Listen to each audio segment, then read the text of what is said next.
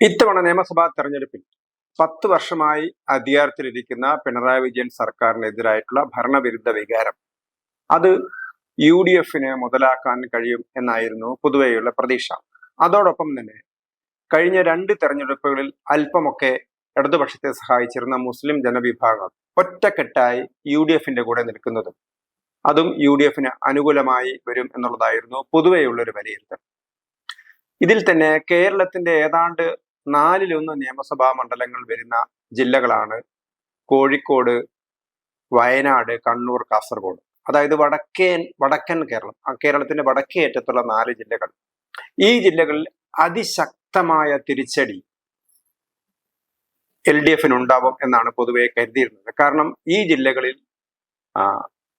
പരമാവധി സീറ്റുകളാണ് കഴിഞ്ഞ നിയമസഭാ തെരഞ്ഞെടുപ്പിൽ LDF നേടിയത്. അതേ സമയത്ത് തന്നെ UDF-ന്റെ വളക്കൂറുള്ള മണ്ണ് കൂടിയായിരുന്നു ഇത്. ഈ സ്ഥലങ്ങളിൽ നിന്ന് വലിയ തോതിൽ LDF-ന്റെ സീറ്റുകൾ തിരിച്ചു പിടിക്കാൻ UDF-ന് കഴിയും എന്നുള്ളതായിരുന്നു പൊതുവെയുള്ള ഒരു വിലയിരുത്തൽ. തുടക്കത്തിൽ തന്നെ CPM ഇതിനെ പ്രതിരോധിക്കാനാണ് അവരാദ്യം തന്നെ പറഞ്ഞത്, UDF അധികാരത്തിൽ വരികയാണെങ്കിൽ അത് ജമാഅത്തെ ഇസ്ലാമിയുടെ നിയന്ത്രണത്തിലുള്ള ഒരു ഭരണമായിരിക്കുമെന്ന് AK ബാലനെ പോലുള്ള അല്ലെങ്കിൽ CPM-ന്റെ പ്രമുഖ നേതാക്കളൊക്കെ തന്നെ പറഞ്ഞിരുന്നു.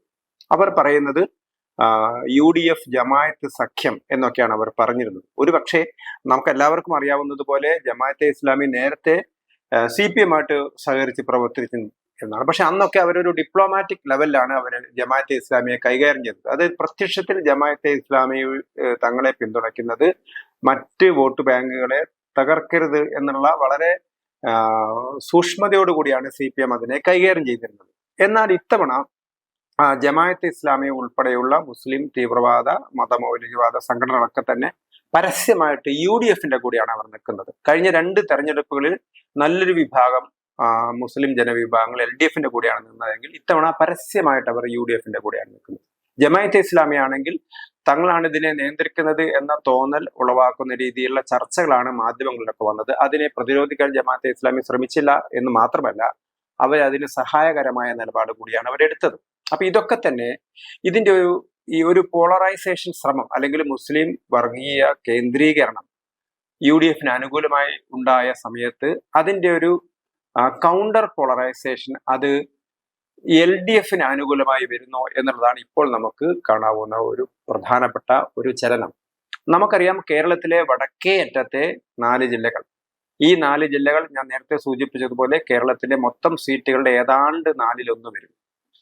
140 നിയമസഭാ മണ്ഡലങ്ങളുണ്ടെങ്കിൽ 32 നിയമസഭാ മണ്ഡലങ്ങളാണ് ഈ ഭാഗത്തുള്ളത്.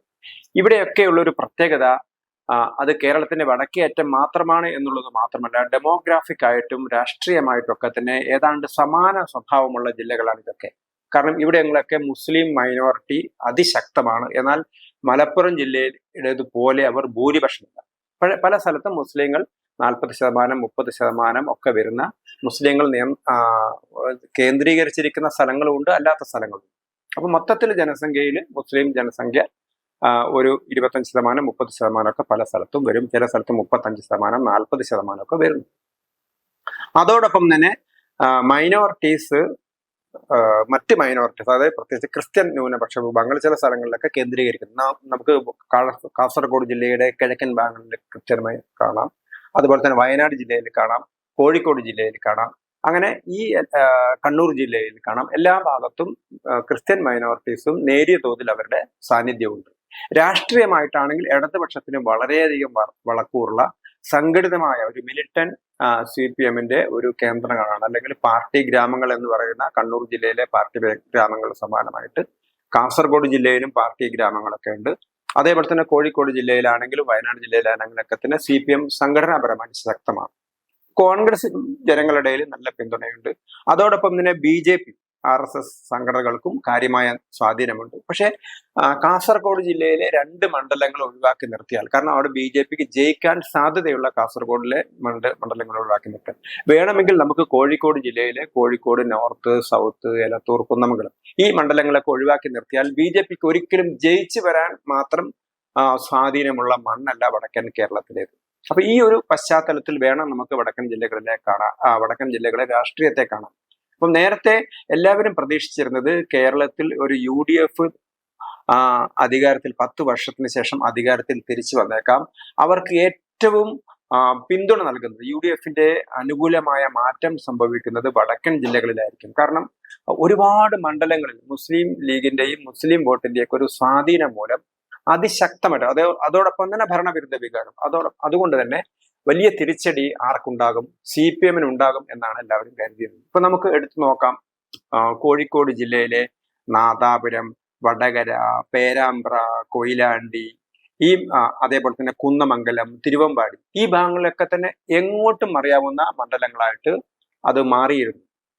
അതിന് 2021 തെരഞ്ഞെടുപ്പിലാണ് ഇവിടെ ഇടതുപക്ഷം ഒരു ക്ലീൻ സ്വീപ്പ് നേടിയത്. കോൺഗ്രസിന് പിടിച്ചു നിൽക്കാൻ കഴിഞ്ഞില്ല. കോൺഗ്രസിന് കോഴിക്കോട് ജില്ലയിൽ വടകരയിൽ രമയുടെ സീറ്റ്, KK രമയുടെ RMP നേതാവ് KK രമയുടെ സീറ്റും, കൊടുവള്ളിയിൽ മുനീറിന്റെ IUMLന്റെ UDF, ഈ 2 സീറ്റാണ് UDFന് കിട്ടിയിരുന്നത്, വടകരയും കൊടുവള്ളിയും. അപ്പൊ കണ്ണൂർ ജില്ലയിലാണെങ്കിൽ പേരാവൂറും ഇരിക്കൂറും മാത്രമാണ് അവർക്ക് കിട്ടിയത്. കാസർഗോഡ് ജില്ലയിലാണെങ്കിൽ മഞ്ചേശ്വരവും കാസർഗോഡ് കിട്ടി. വയനാട് ജില്ലയിൽ ഒന്നൊഴികെയുള്ള 2 സീറ്റും അവർക്ക് കിട്ടി. ഇതായിരുന്നു സ്ഥിതി. ഇതൊക്കെ മാറിയിട്ട് പൂർണ്ണമായിട്ടും UDFിലേക്ക് ഒരു ചായ്വ്, പ്രത്യേകിച്ച് കോഴിക്കോട് ജില്ലയിലെ 13 സീറ്റിൽ 7 or 8 സീറ്റൊക്കെ സുഖമായിട്ട് UDFിന് ജയിച്ച് കയറാം എന്നുള്ളൊരു സ്ഥിതിയായിരുന്നു. അതേപോലെ തന്നെ കണ്ണൂർ ജില്ലയിലാണെങ്കിൽ പല സീറ്റും മറിയും. ഉദാഹരണത്തിന് കൂത്തുപറമ്പിലവർക്ക് മറിയാൻ പറ്റും. അതോടൊപ്പം തന്നെ കണ്ണൂര്, അഴീക്കോട് സീറ്റുകൾ മറിയാൻ പറ്റും.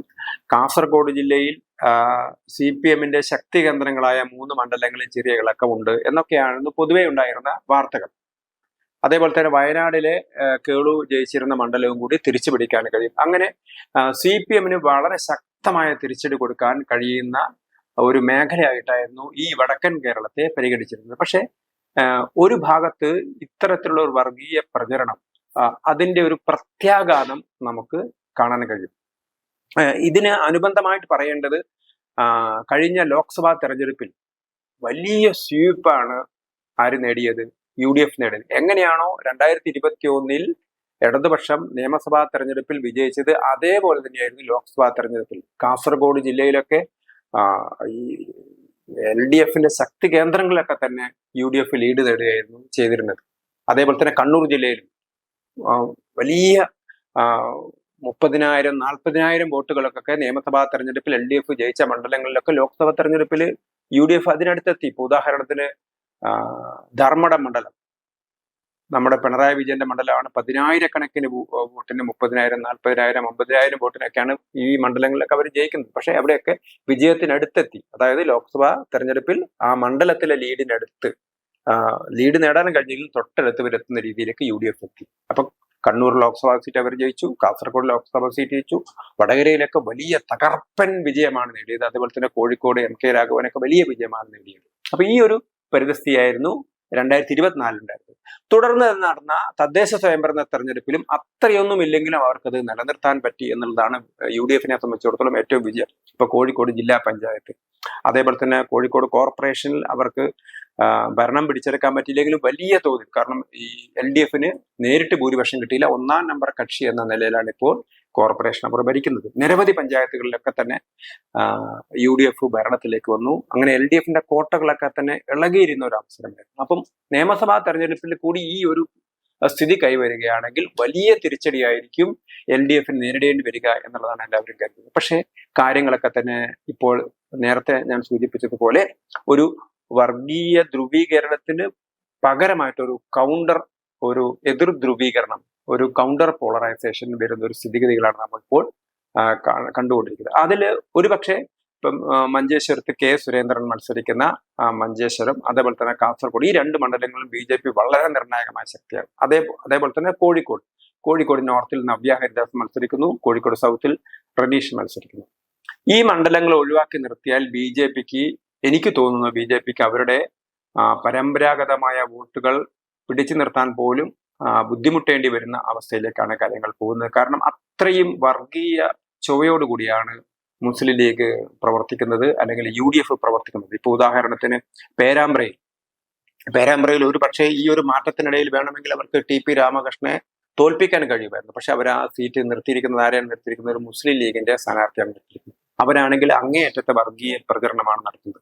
സ്വാഭാവികമായും നമുക്കറിയാം പേരാമ്പ്ര അതേപോലെ തന്നെ വടകര, നാദാപുരം, കുറ്റ്യാടി മേഖലകളൊക്കെ തന്നെ കമ്മ്യൂണലായിട്ട് വളരെയധികം സെൻസിറ്റീവായ പ്രദേശങ്ങളാണ്. ഇവിടെ ഒരു മതപരമായ സംഘർഷത്തെക്കാൾ ഉപരി മുസ്ലിങ്ങളും ഹിന്ദുക്കളിലെ തന്നെ തീയ വിഭാഗവും തമ്മിലുള്ള ഒരു ഏറ്റുമുട്ടൽ നടന്നാണ് നാദാപുരത്തൊക്കെ സംഘർഷത്തിലേക്ക് അടിസ്ഥാനപരമായ കാരണം. അവിടെ ഹിന്ദു തീയ വിഭാഗത്തിന്റെ കൂടെ നിന്നത് CPM ആണ്, അപ്പുറത്ത് നിന്നത് ലീഗാണ്. ഒരുപക്ഷെ നമുക്കതിനെ അങ്ങനെ പൂർണ്ണമായിട്ട് അങ്ങനെ പറയാൻ പറ്റില്ലെങ്കിൽ പോലും രാഷ്ട്രീയ സംഘർഷമാണ് അവിടെ നടന്നതെങ്കിൽ പോലും അതിന്റെ പിറകിൽ ഇങ്ങനെ ഒരു കമ്മ്യൂണൽ ആംഗിൾ ഉണ്ടായിരുന്നു. അപ്പൊ ഈ ഒരു കമ്മ്യൂണൽ ആംഗിൾ വളരെയധികം നിലനിൽക്കുന്ന ഈ പ്രദേശങ്ങളിലൊക്കെ തന്നെ ഇതൊരു മുസ്ലിങ്ങൾ എല്ലാം നിയന്ത്രിക്കാൻ പോവുകയാണ്. ചിലത് കപട പ്രചരണങ്ങളാണ്. ഇപ്പൊ ഉദാഹരണത്തിന് കുഞ്ഞാലിക്കുട്ടി പ്രസംഗിച്ചു ഗുരുവായൂർ ദേവസ്വം ബോർഡിലേക്ക് മുസ്ലിം ലീഗിന്റെ പ്രതിനിധി വരും. പക്ഷെ അത് പല മാധ്യമങ്ങളും ഫാക്ട് ചെക്കിലൂടെ അത് തെറ്റാണെന്ന് അവർ തെളിയിച്ചിട്ടുണ്ട്. പക്ഷെ ഇങ്ങനെയുള്ള പ്രചരണങ്ങൾ വളരെ വ്യാപകമായിട്ട് നടന്നു എന്നുള്ളതാണ് വസ്തുത. അപ്പം ഇതിന്റെയൊക്കെ ഒരു ഗുണഫലം അനുഭവിക്കാൻ പോകുന്നത് CPM-നാണ്. ഒരുപക്ഷെ CPM ഏറ്റവും അധികം അവരുടെ ആന്തരിക സമ്മർദ്ദം, കാരണം അവരുടെ പ്രമുഖരായ നേതാക്കൾ പാർട്ടി വിട്ടുപോകുന്നു. ഗോവിന്ദൻ എന്ന് പറഞ്ഞാൽ പയ്യന്നൂരിലെ ആ ജില്ലയിലെ ഏറ്റവും മുതിർന്ന നേതാവാണ്. അതേപോലെ തന്നെ കുഞ്ഞികൃഷ്ണൻ ഗോവിന്ദൻ തളിപ്പറമ്പിലെ ഏറ്റവും മുതിർന്ന നേതാവാണ്. കുഞ്ഞികൃഷ്ണൻ പയ്യന്നൂരിലെ ഏറ്റവും മുതിർന്ന നേതാവാണ്. ഇവരൊക്കെ തന്നെയാണ് പാർട്ടിക്കെതിരായിട്ട് സ്ഥാനാർത്ഥികളായിട്ട് വരുന്നത്. അപ്പൊ അങ്ങനെ ഒരു അവസ്ഥ ഉണ്ടായിരുന്ന ഒരു ഘട്ടം പോലും മറികടക്കാൻ CPM-നെ സഹായിക്കുന്നത് ഈ മുസ്ലിം ലീഗിന്റെ അല്ലെങ്കിൽ മുസ്ലിം വർഗീയ ശക്തികളുടെ ജമാഅത്തെ ഇസ്ലാമിയുടെ ഒക്കെ ഒരു പ്രവർത്തനമാണ്. അപ്പം അതുകൊണ്ട് ഒരു സ്വാഭാവികമായ ഒരു തിരിച്ചടി എന്ന നിലയിൽ ഒരു ഹിന്ദുക്കൾ ഒരു CPM-നെ അനുകൂലിക്കുമോ എന്നുള്ളൊരു സംശയമാണ് നിൽക്കുന്നത്. ഒരുപക്ഷെ ഇപ്പൊ മഞ്ചേശ്വരം, കാസർഗോഡ്, തിരുവനന്തപുരം, കോഴിക്കോട് നോർത്ത് സൗത്ത് മണ്ഡലങ്ങൾ ഒഴിവാക്കി നിർത്തിയാൽ മറ്റു സ്ഥലത്തൊക്കെ BJP-ക്കും കിട്ടുന്ന വോട്ടിനെ ഇതൊക്കെ പ്രതികൂലമായി ബാധിക്കുമോ എന്ന സംശയം പോലും ഉയരുന്നുണ്ട്. കാരണം ഒരു അതിശക്തമായിട്ട് UDF മുസ്ലിം പ്രീണനം നടത്തുന്ന സമയത്ത് CPM-നെ സഹായിക്കാൻ ഹിന്ദുക്കൾ രാഷ്ട്രീയ പരിഗണനയൊക്കെ വെച്ചുകൊണ്ട് മാറ്റി നിർത്തിക്കൊണ്ട് അവരത് തയ്യാറാവുമോ എന്നുള്ള ചർച്ചകളാണ് ഇപ്പോൾ പൊതുവെ നടക്കുന്നത്.